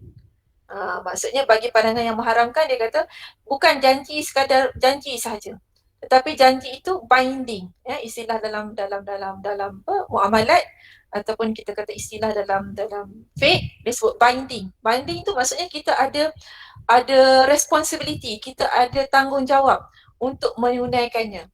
Kalau kita tak tunaikan tanggungjawab itu, maka ada mungkin denda dan sebagainya. Itu sebut binding. Tapi kalau wa'ad, janji tidak mengikat. Ikut suka nak teruskan ataupun tidak. Itu janji. Contohnya janji untuk membeli daripada awak. Jadi tak binding lah. Istilahnya tak binding tu maksudnya tak adalah mengikat saya untuk membeli. Sebab saya hanya sekadar janji. Tapi dalam hal ini, forward forex dia bukan kat janji, tetapi mengikat kedua pihak untuk melakukan pertukaran tersebut di masa hadapan. Maka dia kata pandangan daripada kebanyakan fuqaha menyatakan bahawa forward forex adalah diharamkan. Okey, tapi bagi pandangan yang mengharuskan, dia berpegang kepada menyatakan bahawa forward ini hanya janji. Bila janji tidak mengikat. Bila janji dia tak mengikat, jadi dia tidak tertakluklah kepada bai'us sorof tadi. Dia janji je. Kalau adalah, kalau tak adalah. Bagi itu pandangan orang yang berpegang bahawa forward ini adalah hanya sekadar muawadah. Janji untuk menukarkan pertukaran untuk melakukan pertukaran tersebut pada masa hadapan berdasarkan kadar yang telah dipersetujui. Janji itu tidak mengikat antara satu sama lain. Sebab tu dia kata tak ada isu lah. Tak ada isu syariah di situ sebab ia hanyalah sekadar wa'ad, bukan bad musarraf. Itu maksudnya. Kalau janji tak melibatkan bad musarraf lah. Hanya sekadar janji sahaja. Sebab tu dia kata boleh, tak ada masalah. Dan mereka berhujah kepada hujah apa? Al-hajah al-khassah tanzilu manzilatul darurah. Okey, apa maksud di sini kalau awak lihat kepada Quran Fiqhiyah, awak dah faham kan? Kita dalam ranking yang ad-daruriyatul, bukan ad-daruriyatul khams, dalam kaedah sama ada apa? Maqasid awak dah tahu dah, daruriyat, hajiyat, tasniyat Okey, awak dah tahu daruriyat yang ranking yang pertama, kemudian disusuli dengan hajiyat dengan tahsiniyat. Jadi kat sini dia berpegang kepada al-hajah. Al-hajah ni hajiyat lah dia berada pada ranking yang kedua. Tapi al-hajah al-khassah, dia kata maksudnya hajat yang khusus ini yang macam kita kata yang kita kata ni hajat ni dia kata khusus sama dia untuk individu ke apa sebagainya ni, khassah ni tanzilu manzilah ad-darurah. Maksudnya hajat yang kedua ni dia boleh naik kepada tingkatan yang kedua, yang pertama, iaitu menjadi darurat. Jadi bila dia menjadi darurat, maka kita kena treat dia sebagai darurat. Daruriyat. Maksudnya kena treat dia sebagai daruriyat. Darurah. Darurat. Okey. Maksudnya tadi dia berada daripada tingkatan hajat yang kedua. Patutnya kita tak perlu lagi. Dalam hal ni dia tingkatan kedua, dia bukan maksudnya berada dalam daruriyat. Kalau daruriyat ni tak ada isu. Tapi sekarang bagi pandangan yang mengharuskan ni, dia kata walaupun benda itu adalah hajat, iaitu tingkatan yang kedua ni boleh naik kepada daruriyat. Jadi masa dia naik kepada daruriyat, maka dia kena diperlakukan seperti daruriyat, iaitu kita membenarkan, mengharuskan daripada peserta syarak. Sebab apa? Sebab ada keperluan yang mendesak. Ataupun dia kata kaedah umum balwa. Balwa ni maksudnya perkara yang kita kata dia dari sudut, kalau kita teliti betul-betul, dia macam tidak inline dengan syariah, tak patuh syariah. Tapi perkara tersebut kita tak boleh elak. Bila kita tak boleh elak, maka benda tu dianggap sebagai salah satu daripada rusah. Bila dia salah satu daripada rusah, maka benda tu dibenarkan. Contoh ni saya bagi salah satu balwa. Contohnya kita kata dalam bab seorang perempuan yang istihadah. Seorang perempuan yang istihadah, kalau dia nak solat, dia kena pastikan diri dia bersih daripada najis. Okey, sedangkan dia adalah perempuan yang beristihadah. Bila dia perempuan yang beristihadah, darah sentiasa keluar. Bagaimanakah dia nak pastikan diri dia bersih daripada darah? Lepas tu baru dia boleh solat. Sudah tentu dia tak boleh pastikan dia bersih daripada darah. Dia sentiasa berdarah. Maksudnya darah sentiasa keluar. Jadi kat sini yang dipanggil sebagai umum balwa. Jadi begitu juga dalam kaedah orang yang mengharuskan forward forex ni, dia kata perkara itu walaupun tidak inline dengan syariah, tidak boleh daripada perspektif syariah, tetapi memandangkan perkara itu adalah sesuatu perkara yang tidak boleh dielakkan, maka ia boleh dianggap sebagai umum balwa. Satu perkara yang tak boleh dielakkan walaupun dia tidak menepati syarak, maka dia boleh dianggap sebagai rusah. Bila dia rusah, perkara tersebut dibolehkan. Ini pandangan orang yang mengharuskan. Tapi kebanyakan mengharamkan forward forex ni. Tapi saya bentangkan ke semua ni supaya awak melihat kepada hujah-hujah yang dikemukakan. Okey, last sekali adalah suap lah. Okay. Suap ni, tadi saya ambil terus pandangan yang mengharamkan. Pandangan yang mengharamkan, dia kata suap forex ini digunakan untuk mengeruskan keperluan mata wang asing dalam sesebuah bank, sama ada untuk memenuhi keperluan dan jangka pendek, keperluan jangka pendek bagi pihak bank atau pelanggan. Urus niaga yang dilakukan dalam suap forex sebenarnya ialah bank meminjam sejumlah, ni saya dah tunjuk. Urus niaga yang dilakukan dalam suap forex sebenarnya adalah bank meminjam sejumlah wang mata wang tertentu dan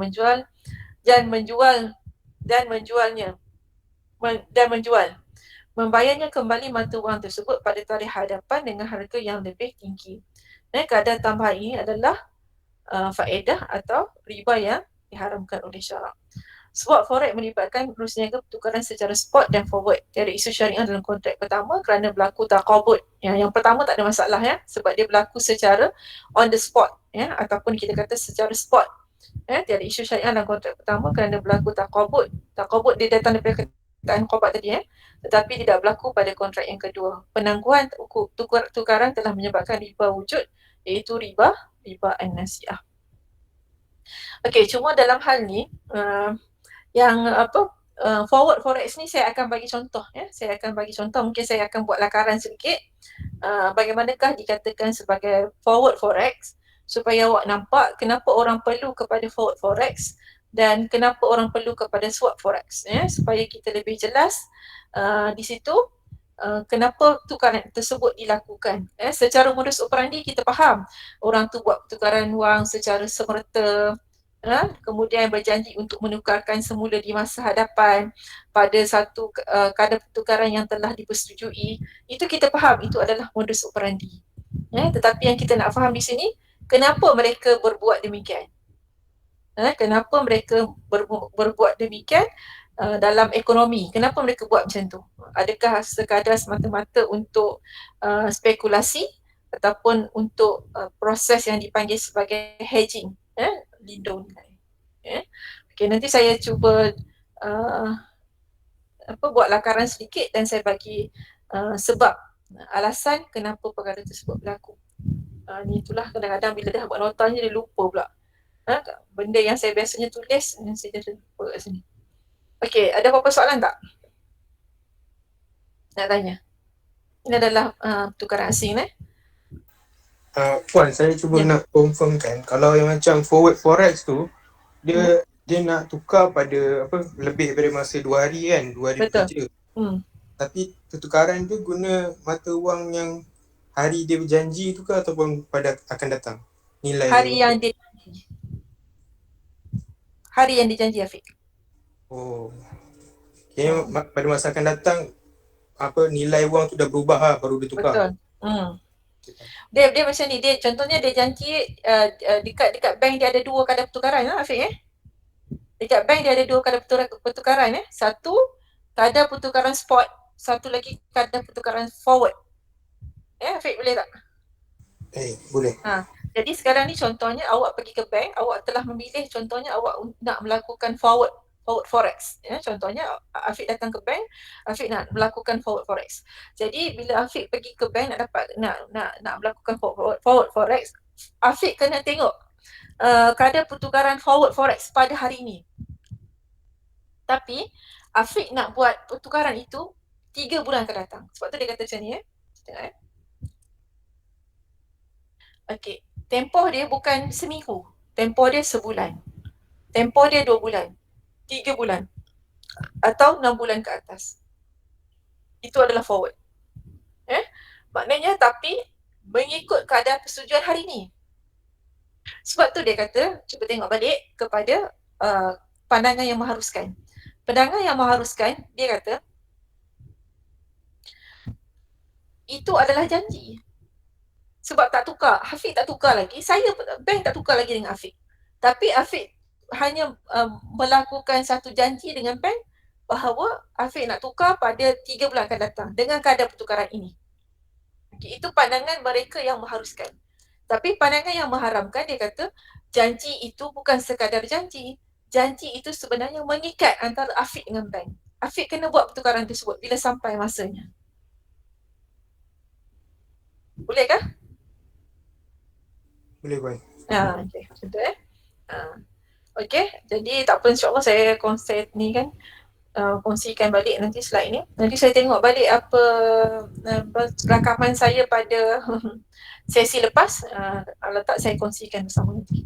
Okey, cuma ingatan saya sekali lagi bagi siapa yang baru masuk tadi bahawa kita akan adakan kuis iaitu pada hari Khamis pukul 3 petang. 3 petang ke? Ya Puan. 3 petang hari Khamis sehingga 3 petang hari Jumaat. Jadi masa yang diperuntukkan adalah 20 minit. Bagi 10 soalan. Maaf kan? Ya. Kalau kita anjak sikit boleh? Sebab dalam pukul 3 macam tu ada ujian kelas lain. Ada ujian madah lain. Zakuan Ya, saya. Okey, Zakuan saya buat satu hari Zakuan boleh ke? Okey. Maksudnya Zakuan boleh kan? Maknanya Boleh. Zakuan hari Khamis, saya buat, saya buka hari Khamis maksudnya. Maksudnya awak ada sampai hari Jumaat pukul 3 petang esoknya. Boleh, Puan. Okay. Jadi itu saja. Kalau tak ada apa-apa, nanti apa-apa hal update balik dalam grup. Itu saja. Assalamualaikum warahmatullahi wabarakatuh. Waalaikumsalam. Terima kasih Puan. Ya, sama. Terima kasih, Puan.